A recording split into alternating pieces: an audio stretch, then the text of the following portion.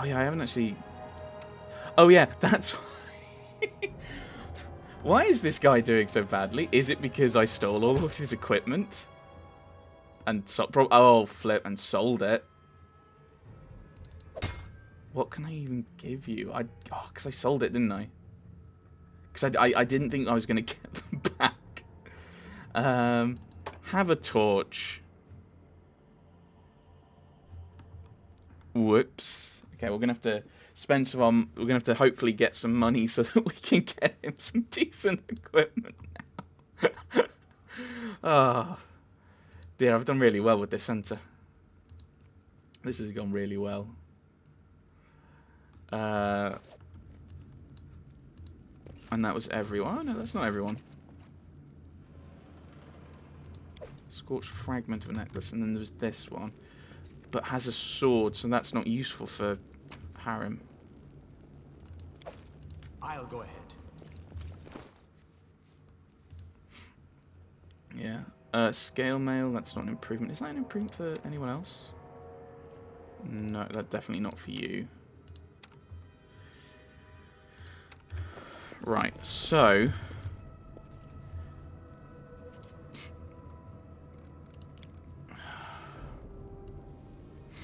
I'm going to pull you guys back, I think. No, I'm going to put you there, and I'll put Lindsay there, I think. Because... Actually, let's investigate these, because we haven't actually... I was going to do that and forgot. Judging by the outline, the bas-relief once depicted the sun and moon. Now it's almost completely eroded. It seems from far to be but cracks in the stone, but turns out to be a faded image of the sun. A grinning jackal's skull has recently been scratched on top of the image. The image carved in stone is almost completely worn away with the ages. One can still distinguish a sickle, a sword, and a skull with a single eye socket covered in coin.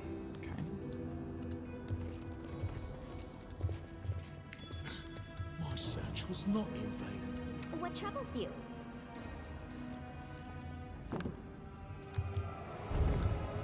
Okay. I thought that was going to be a trap. Something. Anything is possible. Ancient Cyclops coin. Okay. So is this the way they've gone? I don't like surprises. I wrote it like I saw it. Very good. Anything else? Let's head out. Artificial flower, a silver inkwell, a silver bell, and some more coins. Wait, so I've got to find... so he's just left. No, that's the wrong button. There we go. We'll follow the trail and find their leader. Okay, so we're getting back to this one. I know that we probably want to go deal with the bandits, but I want to equip Harem properly, not having his weapon anymore, because I sold it, so that Valerie'd have better protection. Oh, I missed something. Oh, we'll collect those then. Oh, hello. How sweet, the first breath of fresh air after the stale, damp stuffiness of that tomb. Before us stretched an unending heath, replete with hills and gullies and patches of low shrubs. Already the trail of Tartuccio and his companions had gone cold. I think it's just one companion at this point. We could not give up so easily. Whether the trail went cold or not, it was one we had to follow. Alas, no matter how long we stared into the wavy sea of grass, we could not divine which way Tartuccio had gone. Despite our resolution, this time we had to taste defeat. Alas... I thought with only 11 we'd do a lot better, but I think this is a D20 anyway, so wait until he shows up again. So we're going to head back. I feel tired. Yeah, I know, but I'm trying to see if we can... What is that? Blackberries. We should gather our strength. We're just going to go back to the trading post. We're going to be alright. We're not. My strength fades. Yeah, I know. So, we probably have a few things we could sell. That we should sell. And we need... There's some things we need to buy. Yeah, exhausted. I know you're exhausted, love. I don't know how to get rid of the curse, though. Oh. Hello. Listen, well, since you dispatched the bandit with such skill, maybe you can help us with another problem. There's a feral swine living here in the woods. Not a normal wild pig. We're talking about a vicious boar. As big as a bear and wicked as a devil. The locals call him Tusk Gutter. Many hunters have lost life and limb to him. Veckel Benson found his lair and went to kill the beast, but came back with one leg. He put a bounty on the boar's head, but it looks like there ain't any heroes around here bold enough to claim it. Maybe you will rid us of this monster. Amiri lightens up. Hey, we're better than local wussies, right? Want to bet I can chop off this Tusk Gutter's snout with a single swing? Come on, let's find out. Don't you think we have enough to do without bothering? Oh, alright, let's go kill it.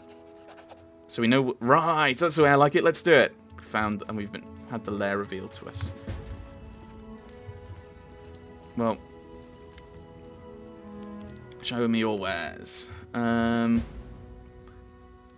is determined to kill a certain monster terrorizing the area. Of course, she's always up for it, or she wouldn't be... okay, I need to actually read that a bit better. Right. I don't know what that is.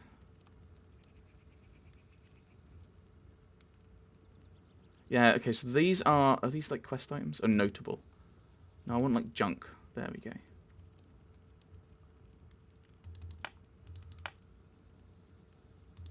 Artificial flower. Oh, that's precious thingy. Let's sell that. I don't need leather armor and studded leather. We can sell that. I've already got enough heavy shields, but I do need a bludgeoning weapon. Preferably the best we can get. I've got 380, so I can't actually get anything for 400. Which I think didn't he have a heavy mace, or am I misremembering? Can I get... can I... Oh, there's nothing I can get. I have to get something for 400. And Masterwork Earthbreaker. That sounds fun, but that's two-handed. We don't want two-handed. I wish I could, like, be a bit more kind of... Masterwork Flail. That might be what we go with. So I need to get another... Oh, no. I've got 380, but I've also got this stuff. I should probably be selling these bits and pieces. Oh, Magic Sword. Magic Sword, anyway. I don't need that. Okay, so actually I'm now at... I mean, what's above 400? Oh, right. What's above 400? All right. Fair enough. Right, okay. Oh, this is so annoying. I wish I could have, like, a...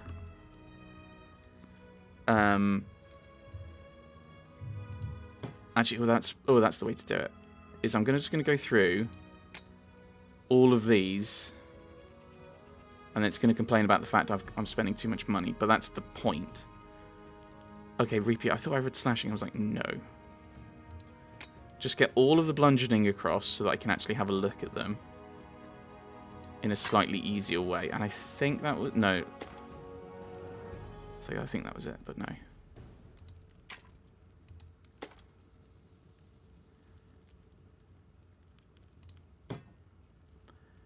I know if it says gnome...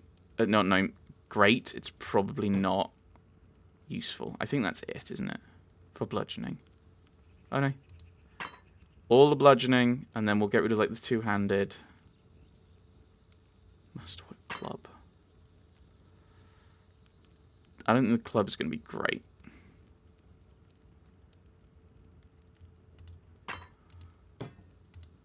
Right. Anything two-handed goes away.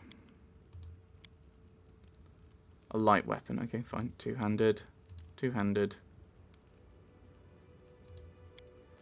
I mean, I could give him a two-handed one, but I want to keep him kind of safe. Okay, all of these are one-handed. 1 to 8. And 1 to 8, 20 times 3. Right, so that's strictly worse. That's also worse. So the Warhammer's better than the Heavy Mace, is it? Oh, it's a different proficiency group. Okay, I need to... Right, but he can use all of these. Okay, that's what we would need to know. So I think we might go with the Warhammer then. Oh, that's not helpful. Right, shared stash, because then it's exact 1 to 8 and 20 times. Right, let's just move these back up. I mean, well, that's going to be worse than that just because that's masterwork. What does masterwork? I don't know what masterwork is, but I think it's good. I mean, they're going to be the same. 1 to 6, 20 times 2. 1 to 8, 20 times 2. Yeah, so it's the Warhammer we want. Yeah, so minus... Yeah, so, yeah. I've now got a proper weapon for you.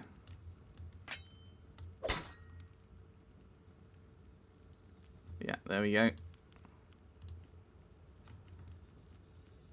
I think everyone uses... Okay, you use that one. Yeah, this is going to be worse, isn't it? 2 to 9, so it's a bit more focused. Well, 4 to 11 damage when equipped. Which is the same crits. So I don't think that's better. I think this is going to be worse. 1 to 6 damage when equipped. Wow. Oh, that's because I've got all these modifiers. But it's, I mean, the modifiers apply to both, I think. Oh, that's because I'm comparing it to the wrong thing.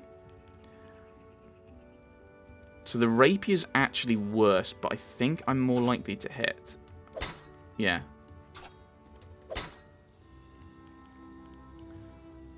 That's the problem, is I've got to work out which is better. This is... The longsword has a lower crit range, but it does double the damage. Let's rest. Let's rest, and then we'll have a better idea of what we're doing. Let's just rest, and then we'll know what we're doing.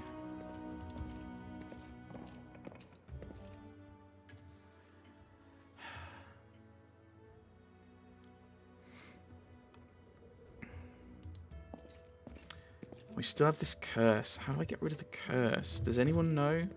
Might you know? You're an no. Oh, I do need loyal and experienced fighters. I have friends just like that, just so I do exactly, and they will come my signal. This will cost you 2,000 gold pieces. I don't have that money.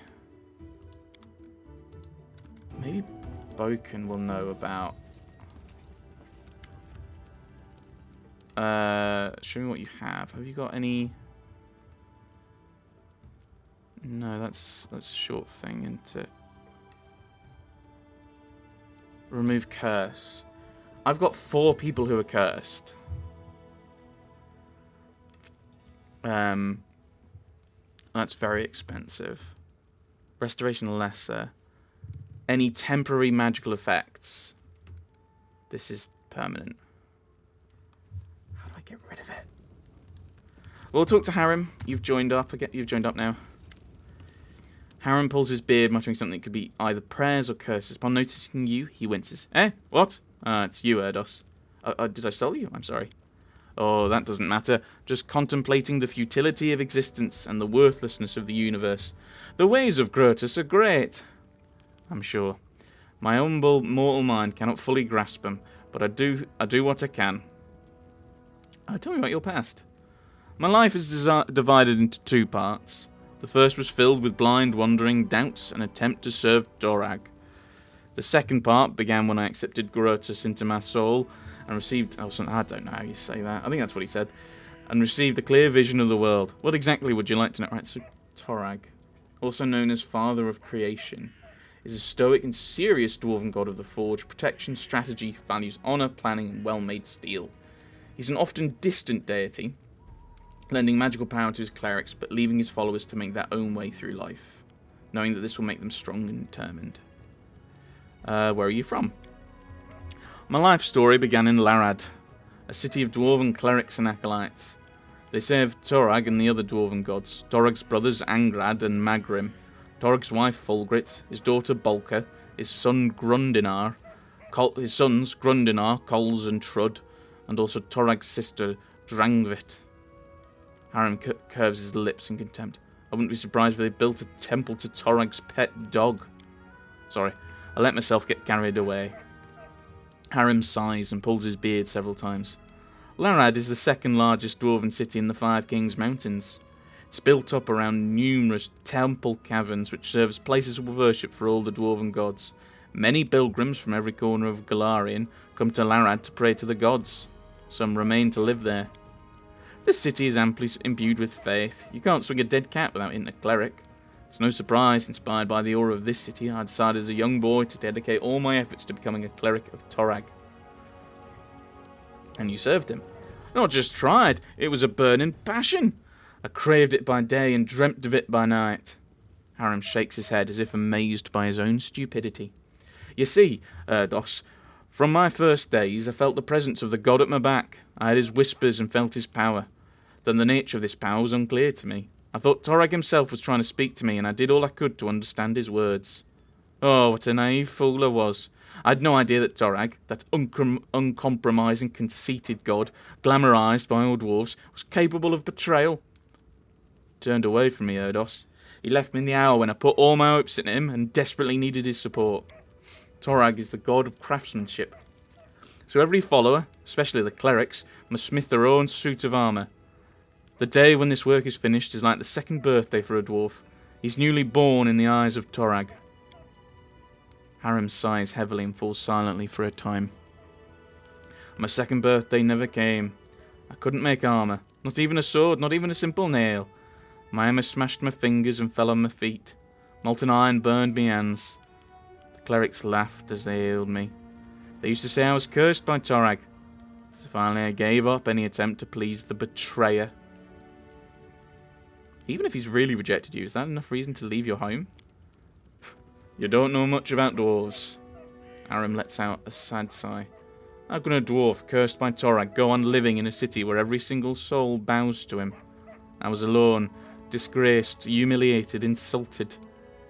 A lone tear glints in the light before sliding down Harrim's cheek and hiding in his beard.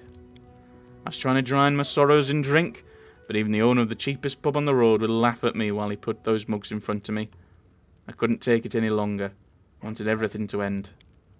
There was one thing that kept me going and prevented me from ending my life. I could still hear that divine whisper behind my back. It was yet faint.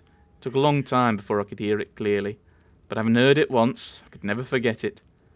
It was clear that none of Larad's deities favoured me, so I left the Five Kings Mountains and went out searching. So, is that how you learnt about Kratos? Oh, but that blessed day became the beginning of a new life. Alone and abandoned by all, I spent many dull hours in a filthy tavern by the roadside. I don't recall the town, nor even the country. I had no money. In fact, all I had was a hunk of stale bread. I was weary and almost fainting from hunger. And that was the moment when the whisper of my God became more clear. It was like he was calling me. Alas, my sufferings had come to an end. It was a miracle, Erdos, and I'd paid full price for it with my torments. I couldn't control myself. I walked out of the tavern and straight into the nearby forest, and there I found the ruined temple of Aradin, the lost god. Several figures clad in robes were holding a silent service there, as servants to a god I knew nothing about. None minded when I stood beside them. For the first time in my life, I felt myself at home.